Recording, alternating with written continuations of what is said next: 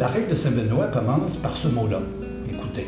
Alors, on est assez familier, vous fréquentez les monastères depuis assez longtemps, ça a dû vous être dit et répété, et probablement qu'on a dû vous dire aussi que le dernier mot de la règle, c'est parvenias, tu parviendras. Écoute et tu parviendras. Moi, je dis toujours au moine, attention, c'est pas un livre de recettes, là. Ça ne veut pas dire que si tu écoutes en commençant, tu vas arriver à la fin. Parce que si c'est un livre de recettes, il n'y a pas beaucoup de place pour de la créativité puis de l'innovation. Or, dans la règle, il y a beaucoup de place pour de l'activité puis de l'innovation.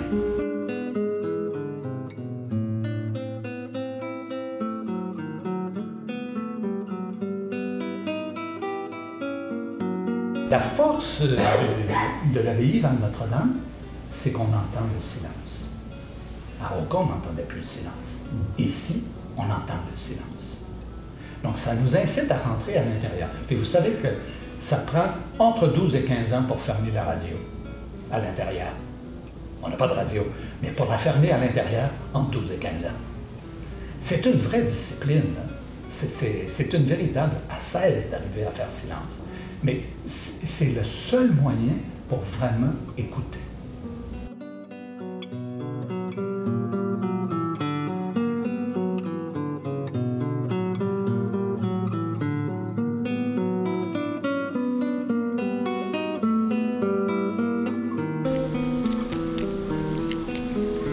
Probablement que l'une des expériences les plus, paradoxalement les plus difficiles, c'est celle d'écouter. Parce qu'on est souvent, les êtres humains, prompts à parler, à s'exprimer.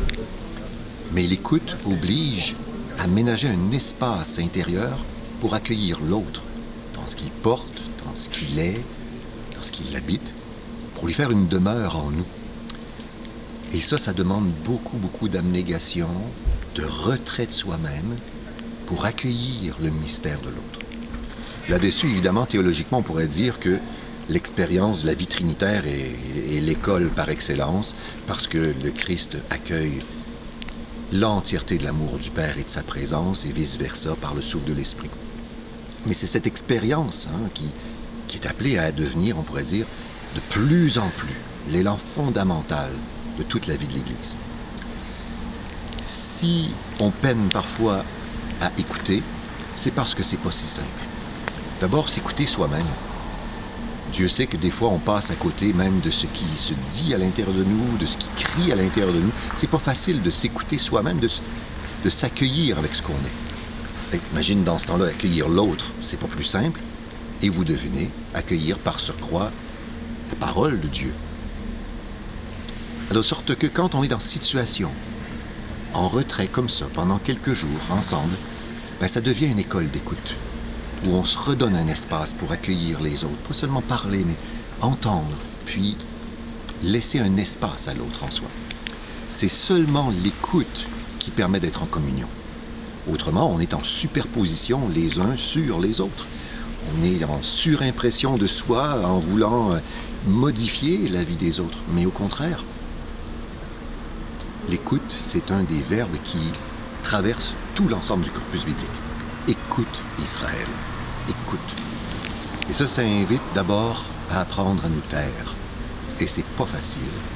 Ça invite à lâcher prise sur nos requêtes, nos pancartes qu'on brandit au nom de l'Église pour ceci et pour cela, et puis les luttes qu'on mène, et puis les divisions parfois qu'on nourrit, pour d'abord se mettre à l'écoute de l'autre, dans une humilité profonde.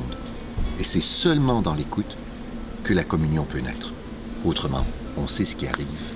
Sans écoute, c'est la division qui est entretenue et qui s'accroît.